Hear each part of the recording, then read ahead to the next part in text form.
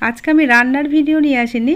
আজকে আমি এই ভিডিওতে তোমাদের সাথে শেয়ার করব কয়েকটা টিপস, যে টিপসের মাধ্যমে জানতে পারা যাবে চাল, ডাল, সুজি, আটা, ময়দা, বেসন এই সব রান্নার উপকরণগুলো কিভাবে সংরক্ষণ করলে কোনো রকমভাবে পোকার আক্রমণ হবে না বা পোকা লাগবে না। আর যদিও বা এগুলোতে পোকা লেগেও থাকে তাহলে কিভাবে এই চাল ডাল থেকে পোকাগুলোকে আলাদা করা যাবে, আর সেগুলোও আমি করে দেখাবো হাতের কাছে থাকা বা রান্নাঘরে থাকা ঘরোয়া কিছু উপকরণ দিয়ে, যার জন্য বাইরে থেকে কিছু কিনতে যেতে হবে না। ঠাকুমা দিদিমারা যেভাবে এই সব উপকরণগুলোকে সংরক্ষণ করতেন সেই পদ্ধতিগুলোই তোমাদের সাথে আজকে শেয়ার করব। বন্ধুরা দেখো এই চালটায় কত পোকা লেগে গেছে। আমি এক দিদির কাছ থেকে এই পোকা লাগা চালটা নিয়েছি ভিডিওটা বানানোর জন্য, আর এইটা আমার ঘরের চাল। আমি সংরক্ষণ করে রেখে দিই যে পদ্ধতিতে, সেই পদ্ধতিটাই তোমাদের সাথে শেয়ার করব। দেখো আমার চালটা কতটা ফ্রেশ, একটা পোকাও কিন্তু এর মধ্যে নেই। বন্ধুরা দেখতেই পাচ্ছ চালগুলোর মধ্যে কি হারে পোকা লেগেছে। পোকাগুলো কিলবিল করে সারা প্লেট ভর্তি হয়ে গেছে। এখন এই চালের মাঝখানে আমি একটা পাতলা সুতির কাপড় রেখে দিলাম। এখানে সুতির কাপড়ই ব্যবহার করতে হবে, এর বদলে কিন্তু কোনো সিনথেটিক বা টেরিকট বা লাইলন জাতীয় কিছু ব্যবহার করা যাবে না, কারণ এর মধ্যে যে ঝাঁঝটা তৈরি হবে সেই ঝাঁঝগুলো কিন্তু লাইলন কাপড় দিয়ে বেরোতে চাইবে না, ফলে পোকাগুলোও যেতে চাইবে না। প্রথমে এর মধ্যে দিয়ে দিলাম 1 চা চামচ লবণ আর 1 চা চামচ হলুদের গুঁড়ো। এখন লবণ আর হলুদটাকে মোটামুটি একটু মিশিয়ে নিলাম। এখন এখানে নিয়েছি দুটো গোটা শুকনো লঙ্কা। এখানে আমি যেহেতু একদমই অল্প পরিমাণে চাল নিয়েছি, সেই চালের পরিমাণ অনুযায়ী এই উপকরণগুলো আমি নিয়েছি। চালের পরিমাণ বেশি হলে উপকরণগুলো বাড়িয়ে নিতে হবে।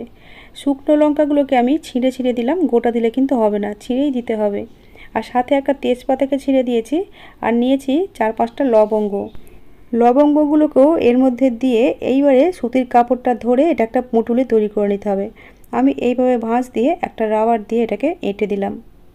এই উপকরণগুলো একসাথে একটা ঝাঁঝালো গন্ধের সৃষ্টি করবে, যে ঝাঁঝালো গন্ধটা এই পোকাগুলো সহ্য করতে পারে না। এই ঝাঁঝালো গন্ধে পোকাগুলো চাল থেকে আলাদা হয়ে যাবে। আর এখানে আমি যে তেজপাতা, লবঙ্গ বা শুকনো লঙ্কা ব্যবহার করলাম, এগুলো যেন ফ্রেশ হয়, মানে অনেক দিন বাড়িতে পড়ে আছে এরকম যেন না হয়, তাহলে সেগুলোতে ঝাঁঝ চলে যাবে, তাহলে তাতে কিন্তু পোকা যাবে না। এখন এই চালটাকে একটা বাটির মধ্যে ঢেলে নেব, যাতে পুঁটুলিটা চালের মধ্যে দিতে সুবিধা হয়। তোমাদের চালগুলো যদি কোনো বস্তা, বড় কোনো কৌটো বা টিনের মধ্যে থাকে তাহলে তার মধ্যে পুঁটুলিগুলো ভরে দেবে। সেক্ষেত্রে এই রকম পুঁটুলির পরিমাণ বাড়িয়ে দেবে আর চালের বিভিন্ন জায়গায় পুঁটুলিগুলো দিয়ে দেবে, তাহলে এই ঝাঁঝালো গন্ধে পোকাগুলো সব ভিতর থেকে বেরিয়ে আসবে বাইরে। এখন আমি পুঁটুলিটাকে চালের মধ্যে ভরে দিলাম আর চালটা উপর দিয়ে কভার করে দিয়ে এইবার এর ওপর দিয়ে আরেকটা প্লেট চাপা দিয়ে দিচ্ছি, আর অল্প একটু ফাঁকা জায়গা রেখে দিচ্ছি যাতে পোকাগুলো বেরিয়ে আসার সুযোগ পায়। 2 থেকে 3 ঘন্টা এইভাবেই রেখে দিতে হবে। এখন আমি দেখাবো কিভাবে চালকে সংরক্ষণ করলে চালের মধ্যে একদমই পোকা লাগবে না। দেখো বন্ধুরা, আমি কিছুটা ফ্রেশ চাল নিয়েছি। এই চালের মধ্যে 1 চা চামচ লবণ দিয়ে দিলাম। যে লবণ আমরা রান্না করে খাই সেই লবণ এর মধ্যে দিয়ে খুব ভালোভাবে চালটার সাথে মাখিয়ে নিচ্ছি। এইভাবে চালকে যদি লবণ মাখিয়ে রেখে দেওয়া যায় তাহলে 1 বছর পর্যন্ত চালে কোনো রকমভাবে পোকা লাগবে না। এমনকি অনেক দিনের পুরনো চাল হলে চালের স্বাদটা যেমন একটু নষ্ট হয়ে যায়, এইভাবে লবণ মাখিয়ে রাখলে কিন্তু চালের স্বাদেরও কোনো হেরফের হবে না। লবণটা মাখিয়ে কোনো এয়ারটাইট কন্টেনারে ভালোভাবে রেখে দিতে হবে। আমি তোমাদের চাল সংরক্ষণের আরও একটা ভালো পদ্ধতি দেখিয়ে দিচ্ছি। দেখো বন্ধুরা, এখানে আমি কিছুটা চাল নিয়েছি আর নিয়েছি একটা রসুনের কোয়া।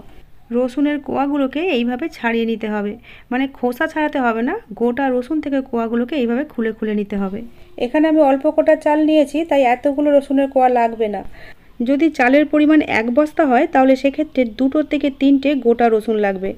আমার এখানে চালের পরিমাণ যেহেতু একদমই কম, তাই এর জন্য আমি 3-4টে রসুনের কোয়া নিয়েছি 2টো গোটা শুকনো লঙ্কা, আর নিয়েছি কটা নিম পাতা। নিম পাতাগুলো এখানে আমি কাঁচা নিয়েছি, কিন্তু কাঁচা নিম পাতা এখানে ব্যবহার করা যাবে না। নিম পাতাগুলোকে একদিন রোদে দিয়ে একটু শুকিয়ে নিতে হবে। নিম পাতার মধ্যে যে জলীয় ভাবটা আছে সেটাকে শুকিয়ে নিতে হবে। আমার কাছে যেহেতু শুকনো নিম পাতা ছিল না, তোমাদের দেখাবার জন্য কাঁচা নিম পাতা দিয়ে দেখালাম। এইভাবে রসুন, শুকনো লঙ্কা আর নিম পাতা দিয়েও কিন্তু চালকে সংরক্ষণ করতে পারো। আর নিম পাতা যদি হাতের কাছে না থাকে তাহলে এর বদলে তেজপাতা দিয়ে দেবে। সংরক্ষণের শেষে চালকে এয়ারটাইট কন্টেনারে রাখবে, আর চাল বের করার সময় ভিজে হাতে বের করবে না। এখন আমি তোমাদের সাথে শেয়ার করব ডালকে কিভাবে সংরক্ষণ করা যায়। এখানে আমি অল্প পরিমাণে মুগের ডাল আর মুসুর ডাল নিয়েছি। এই মুসুর ডালের মধ্যে আমি হাফ চা চামচ হলুদের গুঁড়ো দিয়ে দিলাম। ডালের পরিমাণ অনুযায়ী হলুদের গুঁড়োটা বাড়িয়ে নিতে হবে। হলুদের গুঁড়োটাকে ডালের সাথে খুব ভালোভাবে মিশিয়ে নিলাম। এখন মুগ ডালটার মধ্যে দিয়ে দিচ্ছি 1 চা চামচ লবণ। এই লবণটাকেও খুব ভালোভাবে মুগের ডালের মধ্যে মিশিয়ে নিচ্ছি। এই লবণ বা হলুদ মাখিয়ে রাখার কারণে কোনো ডালেই কিন্তু পোকা লাগার সম্ভাবনা নেই। এরপরও আমি এর মধ্যে অল্প একটু করে শুকনো লঙ্কা আর তেজপাতা দিয়ে দিচ্ছি।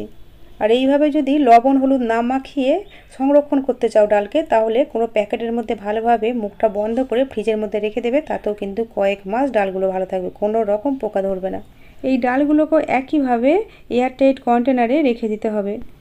এই ডালগুলোকে কৌটো থেকে বের করার সময় ভিজে হাতে বের না করে শুকনো হাতে বের করতে হবে। এখন আমি তোমাদের দেখাবো সুজিকে কিভাবে মাসের পর মাস সংরক্ষণ করে রাখতে পারবে বিনা পোকা লাগা অবস্থায়। তার জন্য ওভেনে আমি একটা প্যান বসিয়ে দিয়েছি আর প্যানের মধ্যে সুজিগুলোকে ঢেলে দিলাম। এবারে ফ্লেমটাকে অন করে দিয়ে লো টু মিডিয়াম হিটে অনবরত নাড়াচাড়া করে 1 থেকে 1.5 মিনিট ভেজে নিতে হবে। এমনভাবেই ভাজতে হবে সুজিগুলোর কালার চেঞ্জ হবে না, কিন্তু এর মধ্যে কাঁচা গন্ধটা চলে যাবে। বাড়িতে সুজি কিনে আনার কিছুদিন পরেই কিন্তু সুজির মধ্যে পোকা লেগে যায়, কিন্তু এইভাবে সুজিকে শুকনো খোলায় কিছুক্ষণ নাড়াচাড়া করে নিয়ে কৌটোর মধ্যে যদি ভরে রাখা যায়, তাহলে কিন্তু সুজির মধ্যে আর কোনো রকম পোকা লাগার কোনো সম্ভাবনাই থাকবে না, আর মাসের পর মাস নিশ্চিন্ত মনে সংরক্ষণ করতে পারবে। আমি 1 মিনিট মতো ভেজে নিয়ে ফ্লেমটাকে অফ করে নিয়ে তারপরও আরও 10-12 সেকেন্ড এই গরম প্যানের মধ্যে একটু নাড়াচাড়া করে একটা প্লেটের মধ্যে ঢেলে নিলাম। এখন সুজিগুলোকে প্লেটের মধ্যে খুব ভালোভাবে চাড়িয়ে দিতে হবে যাতে তাড়াতাড়ি ঠান্ডা হয়ে যায়। এটাকে পুরোপুরি ঠান্ডা করেই তবেই কিন্তু কৌটোতে ভরতে হবে। এখন আমি তোমাদের দেখাচ্ছি ছোলার ডাল কিভাবে সংরক্ষণ করবে। এই ছোলার ডালগুলোর মধ্যেও হাফ চা চামচ হলুদের গুঁড়ো মাখিয়ে নিলাম।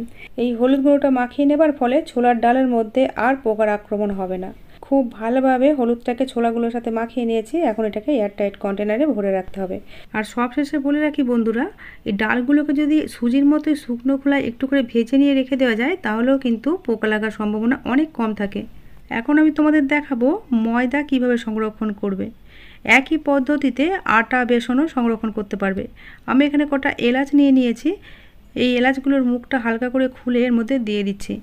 এইভাবে আটা বা ময়দার মধ্যে এলাচ রেখে দিলে এগুলোতে কিন্তু কোনো রকমভাবে পোকা লাগে না। আর তবে এলাচের থেকে লবঙ্গ কিন্তু আরও বেশি কার্যকরী, তাই লবঙ্গ দিলে রেজাল্টটা আরও ভালো পাওয়া যায়। কিন্তু লবঙ্গের গন্ধ অনেক সময় ময়দা আটার সঙ্গে মিশে যায়, যে গন্ধটা অনেকেই পছন্দ করে না, তাই আমি এখানে এলাচ ব্যবহার করেছি। তবে তোমরা যদি লবঙ্গের গন্ধ পছন্দ করো তাহলে কিন্তু লবঙ্গটাই দেবে। আর কিছুটা তেজপাতা ছিঁড়ে ময়দার মধ্যে দিয়ে দিলাম। এখন এই ময়দাগুলোকে কোনো এয়ারটাইট কন্টেনারে রেখে দিতে হবে। আর চাল ডাল আটা ময়দা যেটাই ব্যবহার করো না কেন, ব্যবহার করার শেষে সংরক্ষণের উপকরণগুলো যেভাবে রাখা আছে সেইভাবেই রেখে দেবে। আমরা 3 ঘন্টা পরে ফিরে এলাম বন্ধুরা। দেখো চালগুলো আমরা চাপাতে রেখে দিয়েছিলাম, কত পোকা ছিল, এখন দেখো আর কোনো পোকাই নেই। 2-1টা যেগুলো আছে সেগুলো কিন্তু নিস্তেজ হয়ে গেছে অনেকটা। মুটুলিটা এর মধ্যেই রেখে দেবে। আমি তোমাদের দেখাবার জন্য বের করেছি। চালটা দেখো একদম ফ্রেশ হয়ে গেছে, একদম ফ্রেশ চালের মতোই দেখতে লাগছে, দুটোর মধ্যে কোনো পার্থক্যই নেই। বন্ধুরা ভিডিওটা যদি একটু উপকারে আসে তাহলে একটা লাইক করে দিও।